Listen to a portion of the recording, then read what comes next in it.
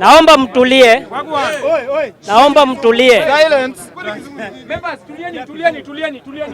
Naomba mtulie because what I'm yet to say is so pragmatic, prudent and pregnant.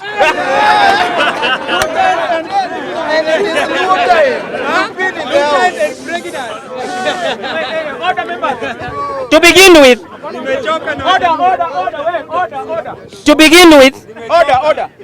begin with, I urge fellow members to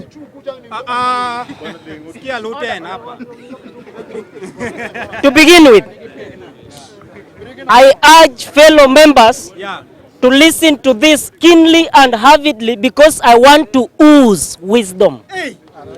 The wisdom. Because what I'm here to say resembles, and somebody recognize it and say it is the dog that wags its tail, not the tail that wags the dog.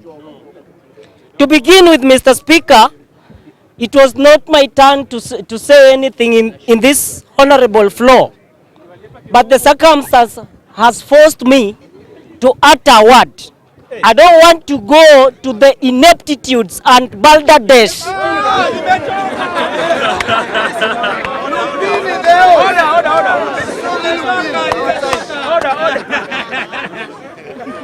I don't want to go to the pure pugnacious perjury of the one, the zombified, hypnotic zombie, the one called Gachagua. But I want to go straight to the point, and I want to ignore its ineptitudes and balderdash points. But Mr. Speaker, I want to go to the point of the climate change. And that is where I will gyrate with the scintilla of wisdom which I'm oozing to the honorable members of the parliament. Bunge viva! Kila mtu punch juu. Bunge power! Bunge viva!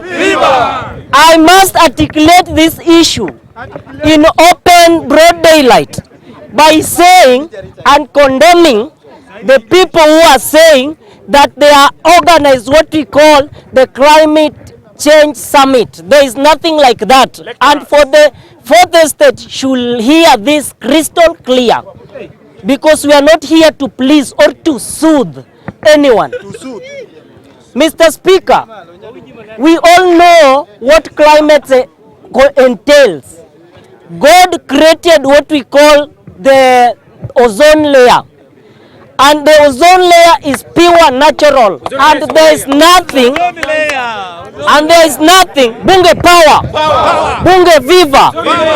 Mr. Speaker, there is nothing that can destroy what God created naturally. Correct. So for these people to come and tell us that it is the fluorocarbon or methane gas which is destroying the ozone layer, that is pure perjury, Mr. Speaker.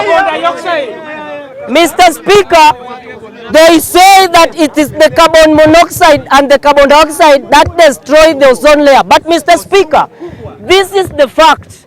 This is the fact that ozone layer can never be destroyed by that, because it's natural that God created.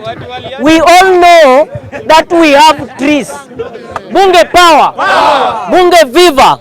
I want you to pay attention to be sober, because our agenda as bunge is the sobriety, tranquility and sanity. Bunge power. The ozone layer which they are telling us that has been destroyed by the methane gas and the fluorocarbon, that is hogwash.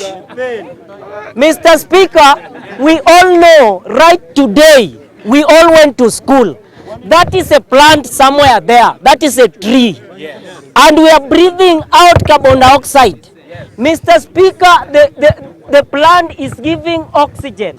So it means the atmosphere it's being cleaned itself, Mr. Speaker. So when I breathe out carbon dioxide, that is a plant, it takes it directly. Correct, Mr. Speaker.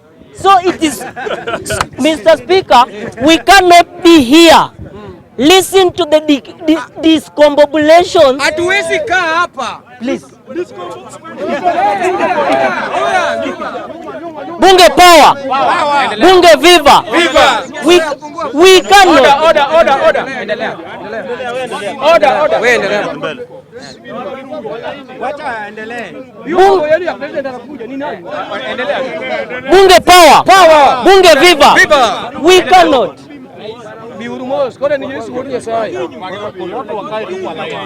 Mr. Speaker, without wasting time, I want to end my point by saying we will not be here to tolerate the intellectual conditions and confusion and discombobulation and gibberish from the so-called illegitimate government. Mr. Speaker, I will end my point.